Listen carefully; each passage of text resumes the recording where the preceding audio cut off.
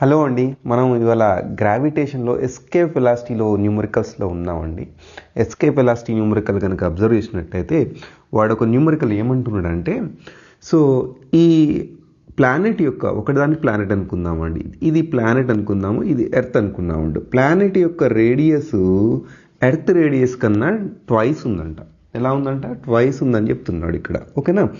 అప్పుడు there are equal mass density అని అంటున్నాడు. Average mass density equal mass density అంటున్నాడు. అప్పుడు మనం ఒకదానిది మనం velocity VP, escape velocity VP అనుకుంటే, ఇంకో దానిది విఈ అనుకుంటే మనం then what is the relation అని అంటున్నాడు. ఓకే, మనకి ఆప్షన్స్ ఇచ్చాడు ఇక్కడ మనకి.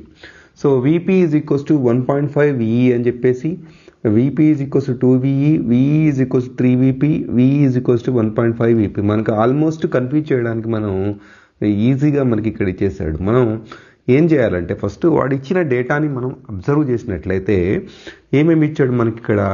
రేడియస్ ఆఫ్ ది ఎర్త్ ప్లానెట్ది ఇచ్చాడండి. ఓకేనా? ప్లానెట్ది యొక్క రేడియస్ అనేది ట్వైస్ ఉంది మనకి. ఓకే, ప్లానెట్ యొక్క రేడియస్ ఎర్త్ రేడియస్ కన్నా ట్వైస్ ఉంది మనకి. ఓకేనా? డెన్సిటీ ఇచ్చాడు. అంటే ఈ రెండింటి మధ్య రిలేషన్ ఏంటి? ఇదండి ఫార్ములా. సో ఈ ఫార్ములా ఏంటి అని అంటే వెలాసిటీ ఈజ్ డైరెక్ట్లీ ప్రపోర్షనల్ రో ఆర్ స్క్వేర్. ఇది ఎక్కడి నుంచి వచ్చిందండి? ఇది చూడండి, మనం గుర్తుపెట్టుకోవాల్సిన ఫార్ములాస్ కొన్ని ఉన్నాయి మనకి.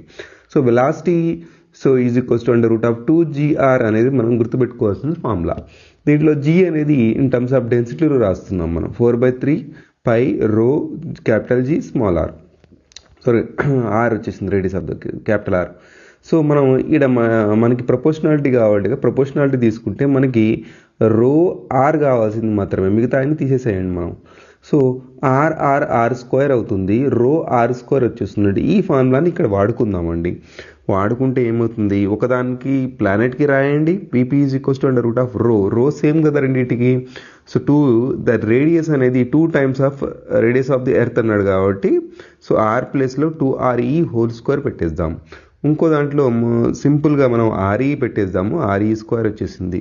ఇప్పుడు మనం రో క్యాన్సిల్ చేయండి, ఆర్ఈ స్క్వేర్ క్యాన్సిల్ చేస్తే ఇక్కడ మిగతా మిగిలింది ఏంటి? √2 స్క్వేర్ మిగిలింది. ఓకే, √2 స్క్వేర్ ఎలానే రాయొచ్చు మీరు.